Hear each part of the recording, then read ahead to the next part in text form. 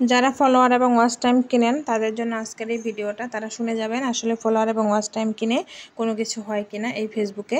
বিসমিল্লাহির রহমানির রহিম। আসসালামু আলাইকুম।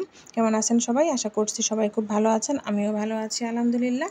তো বরাবরের মতোই কিন্তু একটি ভিডিও নিয়ে হাজির হয়ে গিয়েছি আপনাদের মাঝে, এবং আজকে কিছু গুরুত্বপূর্ণ কথা বলবো। যারা ফলোয়ার এবং ওয়াচ টাইম কিনা নিয়ে পড়ে থাকেন তাদের জন্যই আজকের এই ভিডিওটা। আশা করি সম্পূর্ণ ভিডিওটা দেখবেন এবং ভিডিওটা ভালো লাগলে অবশ্যই লাইক, কমেন্ট এবং শেয়ার করে দিবেন।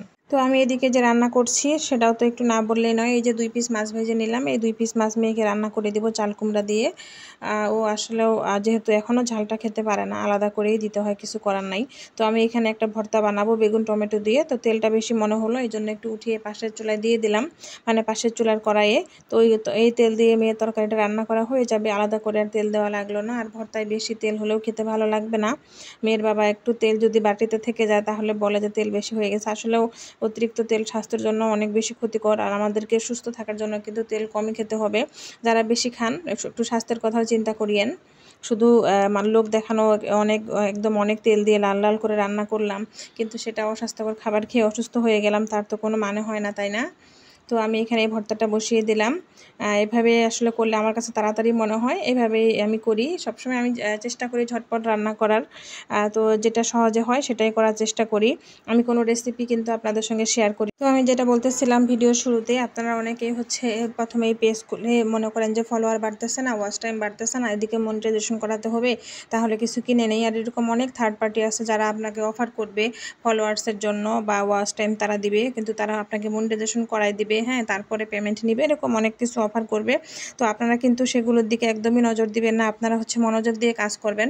আপনারা ভিডিও বানান, যারা কন্টেন্ট ক্রিয়েটর তারা তো অবশ্যই ভিডিও বানাবে, তাই না? আপনারা নিজস্ব ভিডিও বানান, নিজস্ব ভিডিও বানিয়ে কাজ করেন।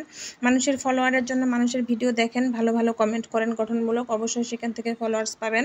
আরেকটা কথা বলি, আপনারা ওয়াচ টাইমের জন্য একদমই টেনশন করবেন না। আপনারা যখন প্রতিনিয়ত ভিডিও ছাড়বেন তখন দেখবেন একটা না একটা ভিডিও কিন্তু ভাইরাল হয়েই যাবে।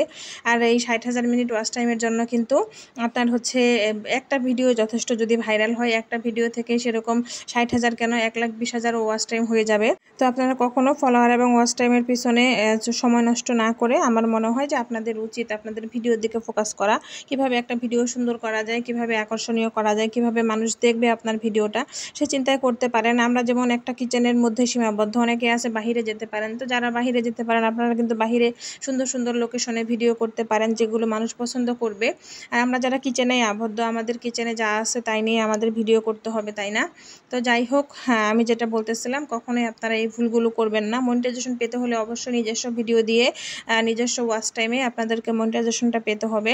আর তাছাড়া রিল ভিডিওতে কিন্তু কোনো ওয়াচ টাইম লাগে না। রিল ভিডিও যদি ভাইরাল হয় তাহলে কিন্তু রিলসের সেটআপটা ফেসবুক থেকে দিয়ে দেয়, আর স্টারের সেটআপ তো এমনিতেই দিয়ে দিবে যদি ফেসবুক আপনাকে গ্রহণযোগ্য মনে করে। তো এটাই আর কি। ভালো থাকবেন সবাই।